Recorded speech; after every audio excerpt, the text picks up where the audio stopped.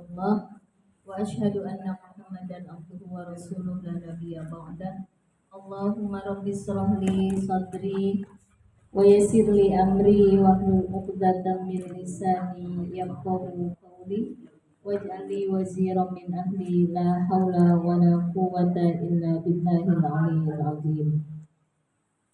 Ibu yang dirahmati oleh Allah Subhanahu wa Ta'ala, yang saya kasihi, yang saya sayangi, yang insya Allah dimuliakan oleh Allah Subhanahu wa Ta'ala. Alhamdulillah di pagi hari yang berbahagia ini masih diberikan kemampuan, kesempatan. Tandanya Allah cinta kepada kita, apalagi cintanya Allah di bulan Ramadan ini berlipat-lipat berarti ya Bu. Oleh karena itu mari kita memuji serta memuji Allah dengan ucapan Alhamdulillahilladzi bi ni'matihi tatimmus shalihat. Salawat teriring salam semoga tercurah kepada baginda kita Habibana wa Nabiyana Muhammad sallallahu alaihi wasallam. Ibu, sebelum kita memasuki tafsir surat An-Nasr, saya ingin menyampaikan ini sepertinya dan emang penting sekali buat kita karena berkaitan di bulan Ramadan, yaitu tentang tentang sahur. Kemudian ada juga di dalamnya kita temanya berkaitan dengan ada tiga waktu doa yang tidak ditolak oleh Allah ketika kita berpuasa. Nah, ada tiga Bu. Jadi kata Rasulullah, salah satun la turatu da'watuhum, ada tiga doa yang tidak akan ditolak oleh Allah. Yang pertama imamun adil, imam yang adil. Yang kedua as-soma hatta yuftira, orang yang berpuasa sampai dia berbuka. Kemudian yang ketiga da'watul mazlum, orang yang berdoa dia akan diijabah karena mazlum apa? Dizalimi. Ya, jadi kalau ada tiga doa yang tidak akan ditolak oleh Allah, yang akan kita bahas di sini adalah doanya orang berpuasa karena berkaitan dengan puasa ya. Kemudian di dalam puasa itu ada waktu sahur, ya, waktu sahur. Apa sih kelebihan dari waktu sahur tersebut, Bu? Kata Rasulullah, tasahharu fa inna fis sahuri barokah. Bersahurlah kamu karena di dalam sahur itu ada keberkahan. Di sini ada nilai manfaatnya apa aja gitu. Ibu tahu nggak apa arti itu berkah? Berkah. Nah, jadi berkah itu artinya bertambahnya kebaikan. Ketika kita melakukan kebaikan sekarang, itu akan berimpact ke kebaikan selanjutnya. Kalau ibu lakukan sesuatu yang berkah itu pada saat ini, maka setelahnya akan mendatangkan mungkin kekuatan di dalam beribadah, mungkin kekuatan di dalam menjaga, menghalau sifat-sifat yang mendatangkan hawa nafsu yang buruk buat kita. Atau kita bisa menahan, kalau di Ramadan itu lebih mudah untuk menahan hawa nafsu dan syahwat, sehingga yang akan naik ke atas. Kalau hawa nafsu turun ke bawah, syahwat turun ke bawah, dia akan ibarat ini Bu, ada dua sisi. Kalau yang satu diinjek ke bawah, yang satu lagi akan naik ke atas. Kalau yang sebelah sini yang diinjak, yang ini akan naik ke atas. Contohnya jiwa sebelah kanan, contohnya hawa nafsu dan syahwat sebelah kiri. Kalau ketika kita dapat keberkahan di Ramadan ini gara-gara sahur, kita mampu menekan yang sebelah sini lebih lebih dominan, lebih rendah, maka yang akan naik si jiwa kan, naik ke atas, mendekati sang penciptanya, si jiwa kita ini, Bu. Apa kelebihan dari sahur itu? Kata Nabi, di dalamnya ada keberkahan. Kalau kita sahur, kita makin kuat untuk mampu beribadah lebih banyak. Kemudian ketika sahur adalah salah satu waktu yang paling diijabah, mustajabah doa. Dalam hadis Rasulullah yang diriwayatkan oleh Bukhari dan Muslim, dalam riwayat tersebut mengatakan bahwa di sepertiga malam Allah turun ke dunia. Sepertiga malam itu Allah turun melihat langsung gitu. Kata Allah, barang siapa yang berdoa kepadaku, maka aku akan kabulkan. Barang siapa yang meminta kepadaku, maka akan aku beri. Dan barang siapa yang meminta ampun kepadaku, maka aku akan ampuni. Itu di sepertiga malam.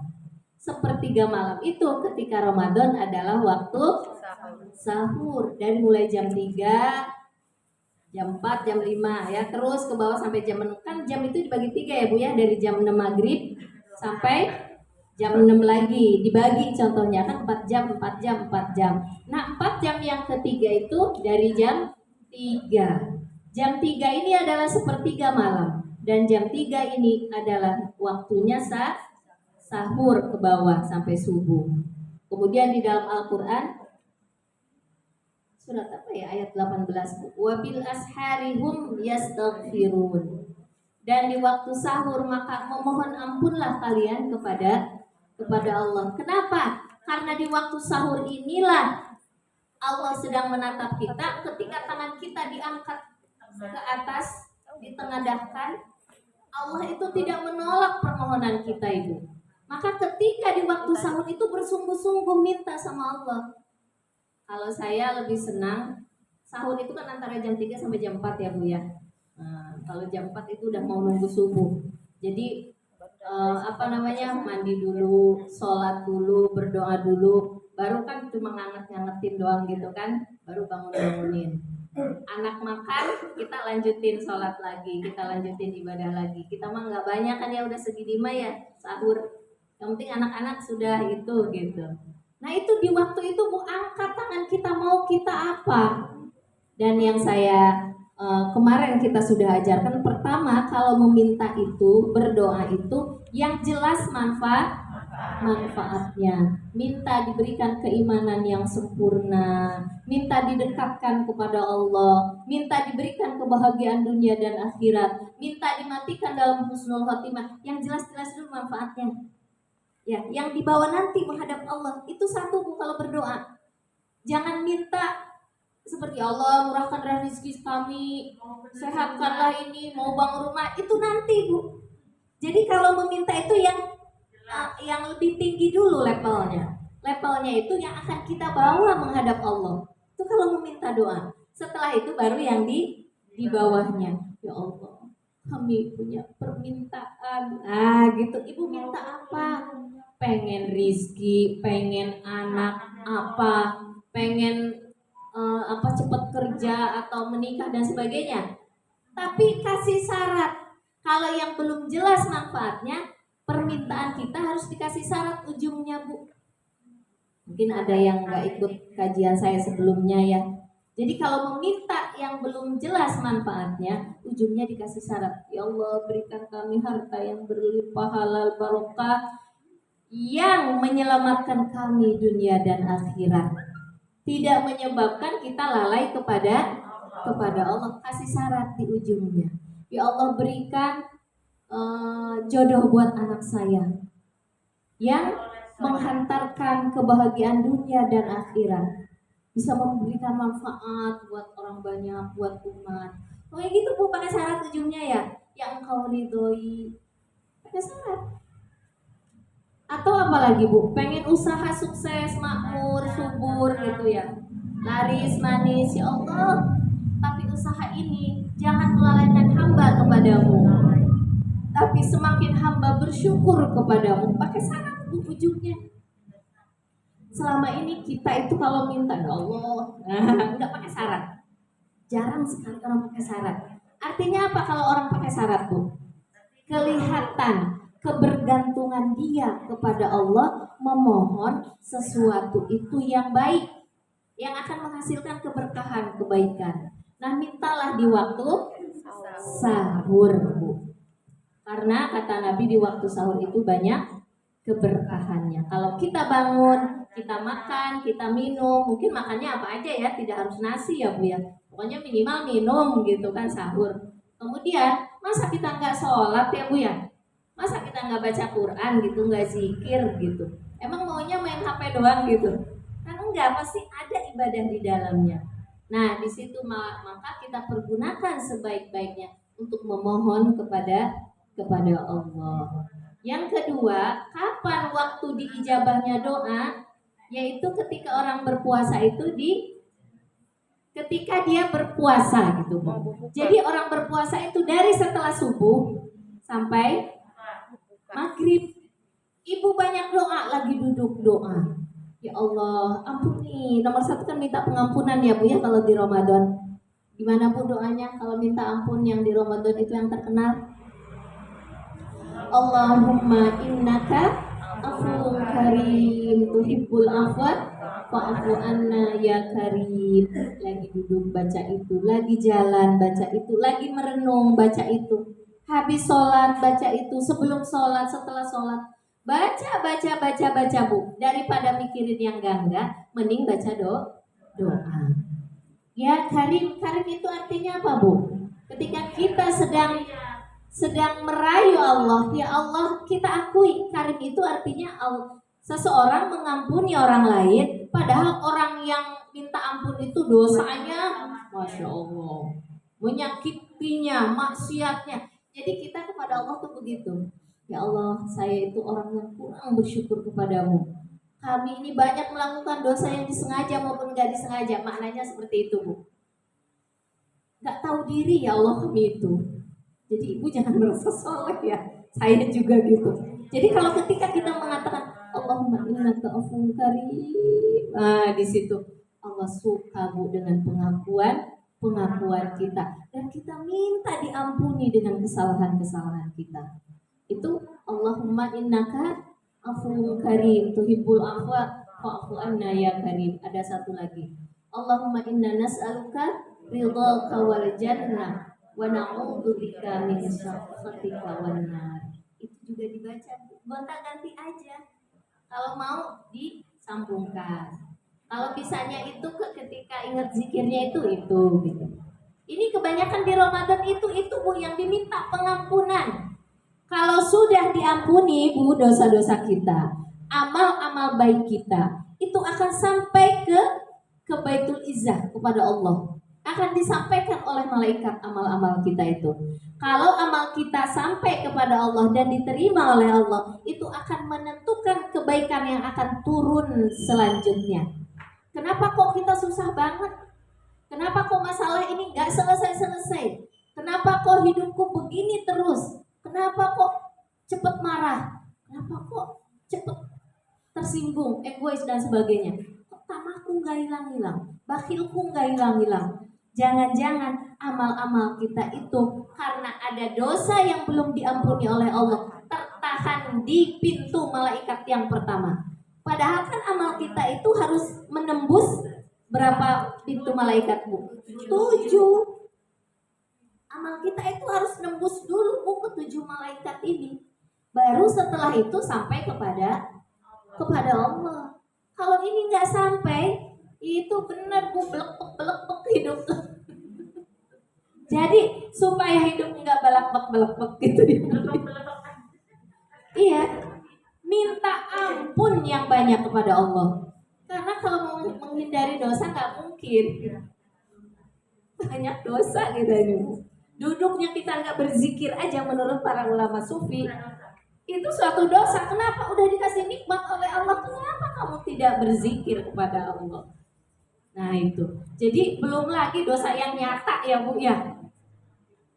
udah gibahin orang tadi pagi ngomong sama supir apa? Oh dia mah begini emang ya. Kan gitu ya. Ya Allah ampun. Tadi pagi udah ngegibah itu.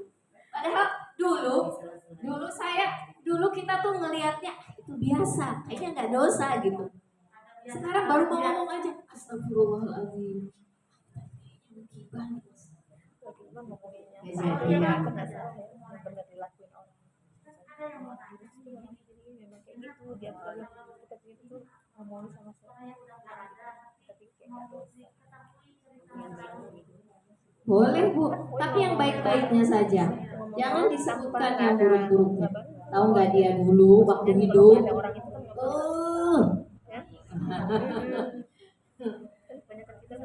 Nyebelin banget. Nggak boleh Bu, cari kebaikannya aja. Apa sih? Oh dia orangnya ini humble. Itu apa namanya? Ramah. Kalau ketemu orang nyapa dia, emang sih dia orangnya ramah gitu ya. Cuma kalau ngomong juga kadang-kadang nyelekitin. Nggak usah dibilang kadang-kadang nyelekitinnya. ngomong ramahnya aja. Yang baiknya aja, iya. Walaupun Atau nggak ada orang orangnya, tua kita, nggak ada gitu. orangnya boleh. Biasanya nih Mama Dimas baik banget orangnya gitu. Saya cerita sama Ustazah gitu. Tapi orang Mama Dimas nggak ada. Baik Boleh. banget gitu. Itu Nggak boleh. apa-apa. Yang disebutin baiknya Oh, aja. yang baiknya aja Iya. boleh. Itu juga kalau sama orang tua Bu. Dulu tuh mama ya begini ya sama makanya dia begitu tuh. Nggak usah Bu. Dulu tuh apalagi kalau ke orang tua Bu bisa jadi racun kalau ngomongin. Iya, kadang anak ada.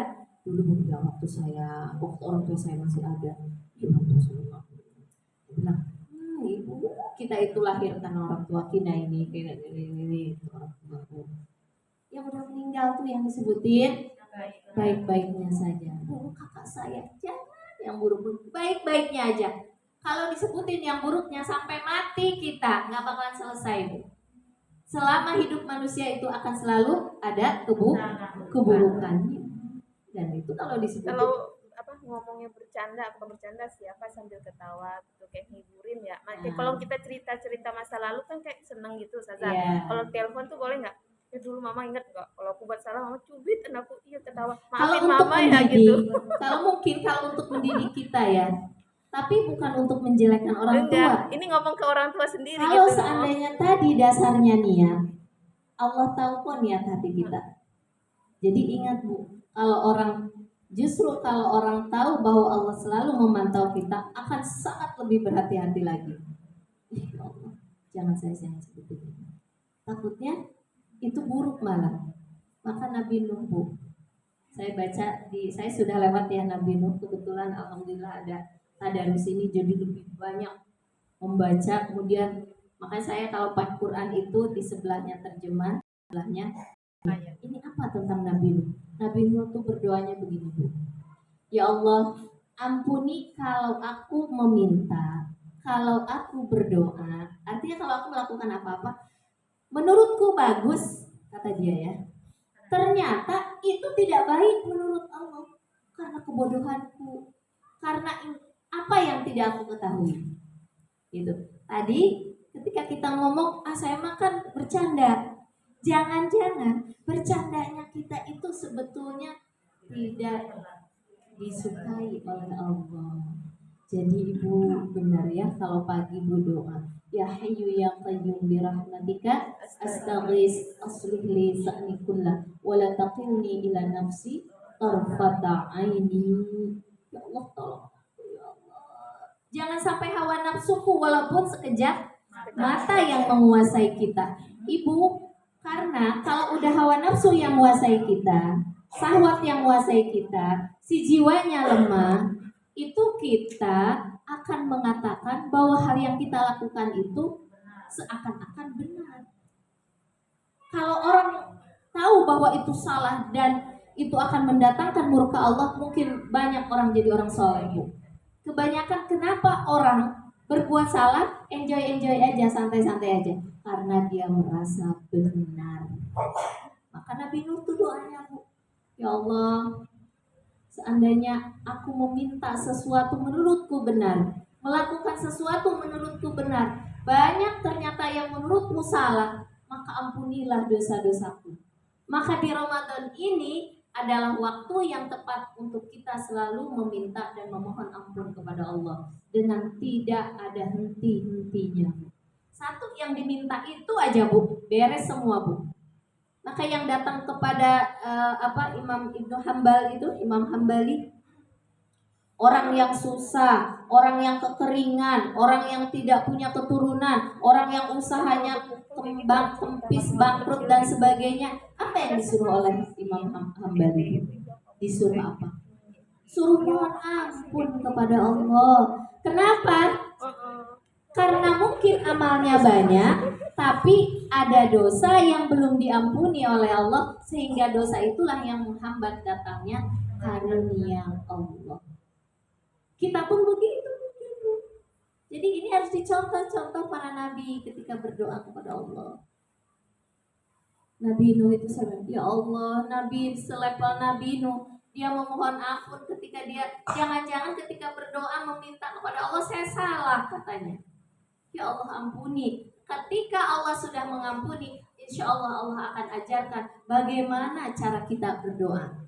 Bagaimana cara kita berinteraksi dengan Allah dan berinteraksi dengan manusia. Itu satu dulu, diampuni dulu dosa-dosa kita. Mungkin banyak dosa kita yang belum terampuni. Itu tadi ya, waktu sahur ketika orang berpuasa doanya mustajab. Apa yang doa apa Bu yang paling inti ketika kita puasa? Mohon ampun. Allahumma innaka afuwwun karim tuhibbul afwa fa'fu anni ya karim. Kalau buat sendiri. Kalau buat orang lain fa'fu anna ya karim. Dan itu ketika kita baca itu Bu, Allahnya harus dihadirkan. Jangan sebatas di mulut aja. Karena yang mengampuni Allah, yang Maha Pengampun Allah, ketika antara mulut dan hati tidak sejalan, Allah tidak mendengarnya. Allah abai sama kita. Doa panjang lebar, ya Allah. Tapi di sini Allah yang nggak ada, yang nggak didengar sama Allah Bu. Dapat pahala, tapi kualitas doa kita kalau Allah tidak dihadirkan nanti pahalanya sedikit. Dihargai Bu, segala sesuatu kebaikan itu akan dihargai oleh Allah. Cuma kalau istilah ini botol Bu ya, kan ada isi air, tergantung isinya kan. Manusia jasad, ada yang berdoa, itu mungkin ketika lisannya itu seperti wadah botol kan, tapi di kolbu itu adalah mencerminkan isi. Yang satu isinya air harganya 3.000, 5.000. Yang satu isinya madu 1 juta. Yang satu isinya minyak wangi 2 juta. Yang minyak wangi mahal ya Bu ya. Begitupun kolbu manusia. Ketika dia berdoa, ketika dia berbuat, ketika dia bergerak, beramal soleh gitu Bu, beribadah, itu mungkin jasadnya mah sama, dekul-dekulnya sama, rukunya sama, sujudnya sama, puasanya sama. Apa yang membedakan? Kualitas di dalam kolbunya.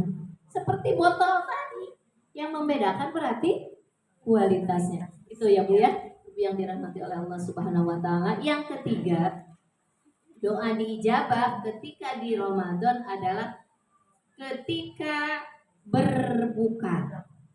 Berbuka itu dari jam 5 sampai beduk azan. Ya, azan ya Bu ya. Jadi kalau jam segitu Bu, kalau udah masak, kalau selesai masak gitu, Bu,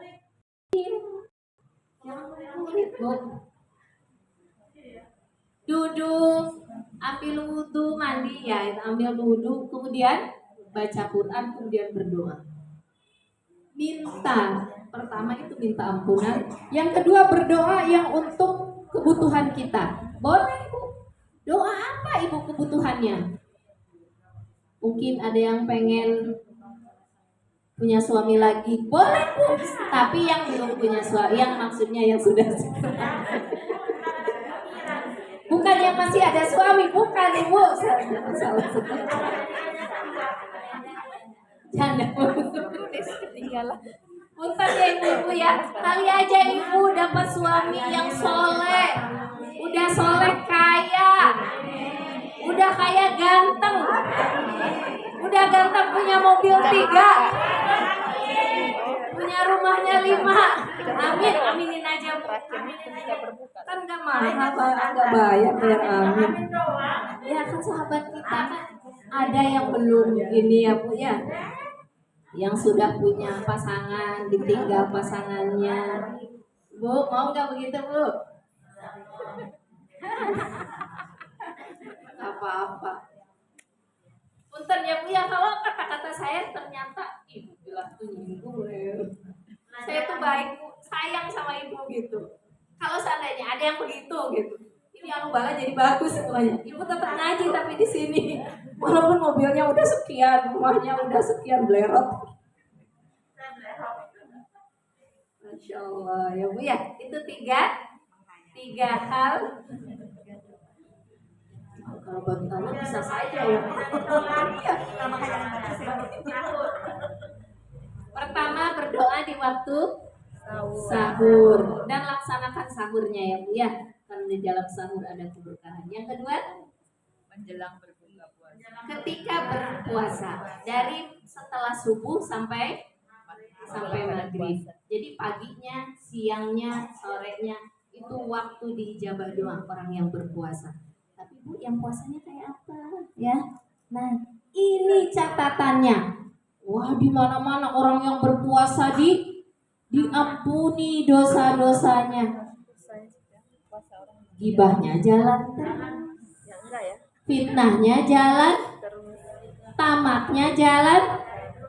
Malaikat level pertama di tingkat pertama nggak diterima amal kita.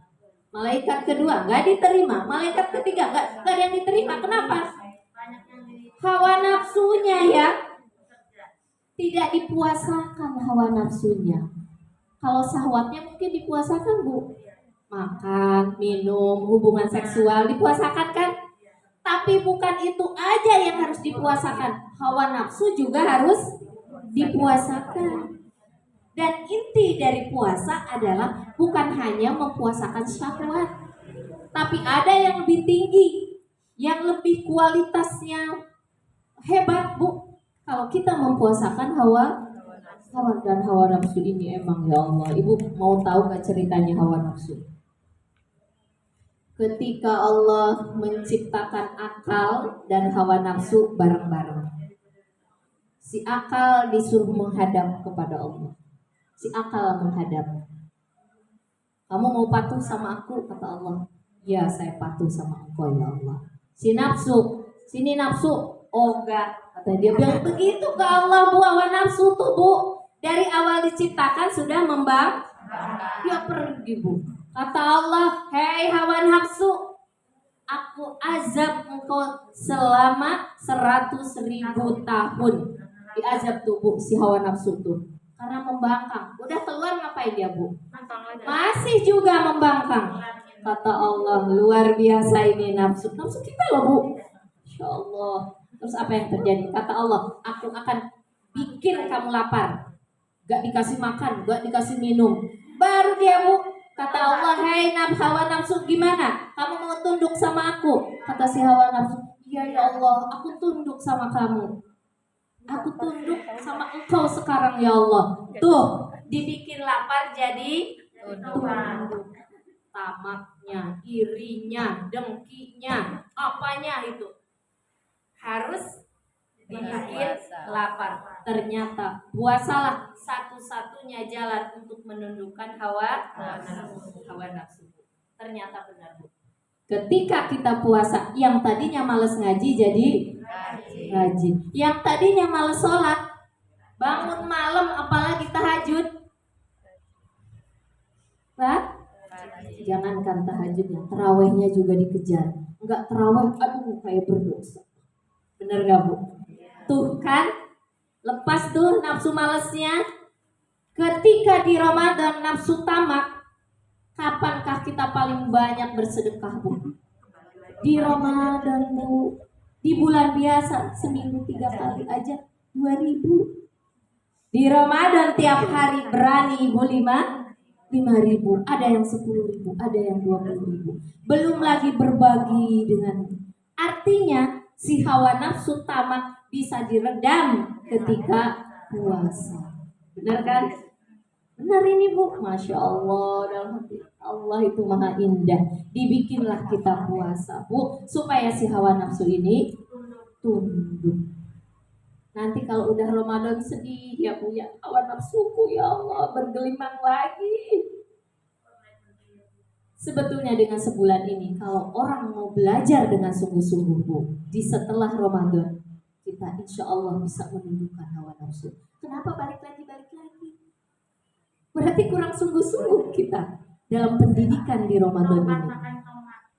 Nah, oleh karena itu ya Bu ya, mohon sama Allah, ya Allah berikan aku di pendidikan Ramadan ini menjadi orang yang bertakwa. Kan tujuan puasa itu.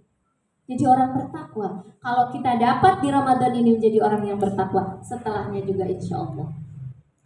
Terus efeknya akan ada terus gitu. Nah itu Bu ya. Itulah Ibu yang dirahmati oleh Allah Subhanahu wa taala, 3 doa ini waktu di bulan Ramadan, doa yang tidak akan tertolak, pertama di waktu sahur, kedua ketika berpuasa, dan yang ketiga ketika kita berbuka. Ketika berbuka mohonlah ampun, mohonlah permintaan apa saja, insya Allah apa yang kita minta dikabul oleh Allah. Tapi yang puasanya benar-benar puasa menahan syahwat dan puasa menahan hawa nafsu. Kita perjuangkan itu, insya Allah doa kita akan dijawab. Cukup sekian untuk materi berkaitan dengan sahur. Silakan.